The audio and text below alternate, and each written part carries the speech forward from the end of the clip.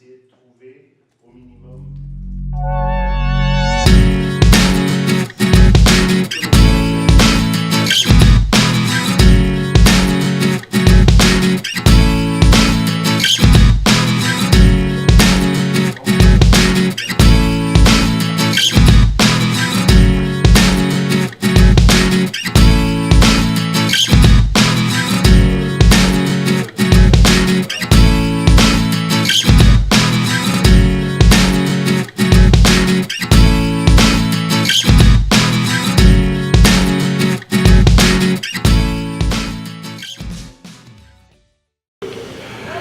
I have been a professor of law for many years, but I've also kept my role in the practical field in human rights, and so I was for 12 years a member of the UN Committee on Economic, Social and Cultural Rights. I was the chairperson of that committee for 8 years.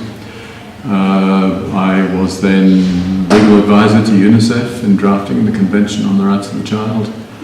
I was the UN Special Rapporteur on extrajudicial executions for 6 years, and since 2014 I've been the Special Rapporteur on extreme poverty and human rights.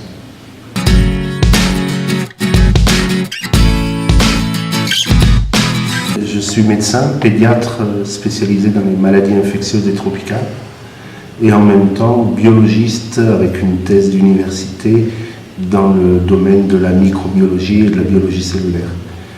Et ce que j'ai voulu toujours faire, c'est m'occuper d'épidémies, comprendre comment elles fonctionnent. Donc j'ai beaucoup travaillé avec des organisations non gouvernementales, essentiellement Médecins du Monde.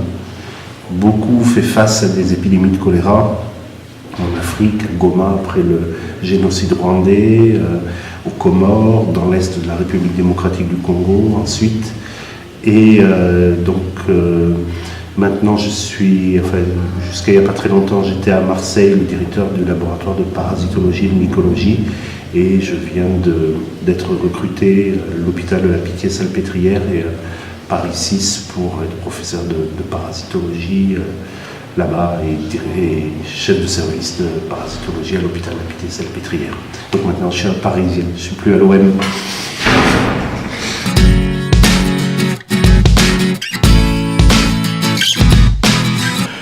As a United Nations Special Rapporteur, the key element is independence. But of course, no one is completely independent. One has to make decisions about what's going to work, what's going to be within certain accepted limits. But basically, I've been able to undertake studies and to make comments that the UN itself doesn't agree with often enough, that governments often don't agree with. But that still succeed in having the impact that I want for them because of that independence.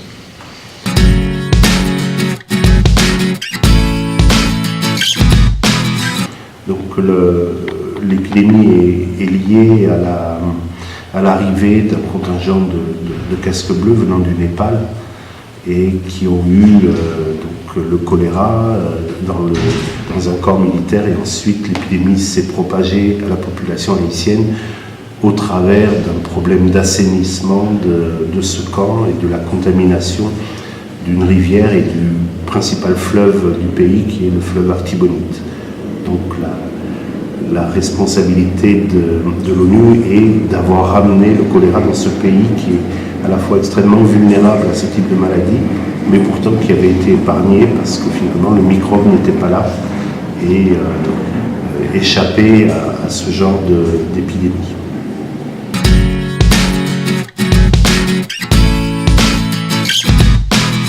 So I think the fact that I am an independent expert made it possible for me to do what no other people in the system were prepared to do, which was to explore the UN's official denial of all responsibility and to make the case that in fact it should accept legal responsibility.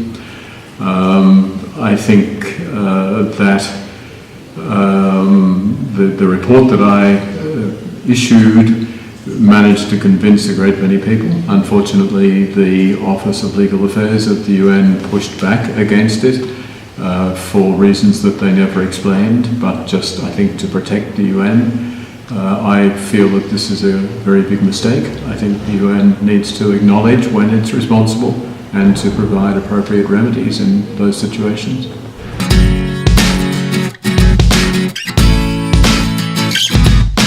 Alors, les Nations Unies ne sont pas intervenues, les gouvernements ne sont pas intervenus directement, ils sont intervenus au travers de leurs experts. Et donc les difficultés, c'est plutôt avec les scientifiques qui ont essayé de faire croire que, les experts qui ont essayé de faire croire que le choléra avait démarré dans d'autres circonstances ailleurs, et les scientifiques qui ont utilisé cette mauvaise information, cette désinformation pour construire des théories mettant en premier lieu le rôle du territoire haïtien, de l'environnement haïtien, de la population haïtienne, et non pas le rôle des soldats qui étaient venus et qui ont contaminé la rivière. Donc c'est plus une controverse scientifique qui a été compliquée à régler, mais qui s'est réglée totalement à l'avantage des théories et des faits en fait, que j'apportais.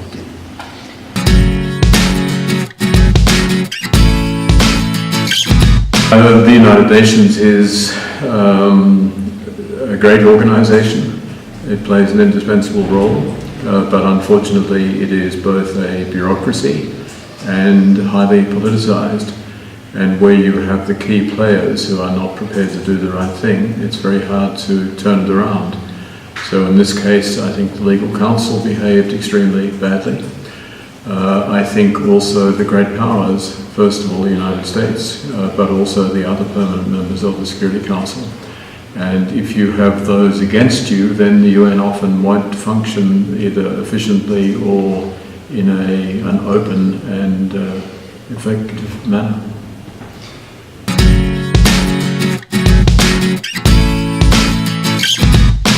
I think it's very important for all of us to acknowledge that we bear responsibility and that we can change things ourselves. It's not to say you suddenly become the great martyr who stands up and says, I won't do this anymore. But there's always a choice just in a meeting with a superior, with colleagues, to take the other position and say, just a minute, I think we need to think about this more carefully. But shouldn't we be doing it differently?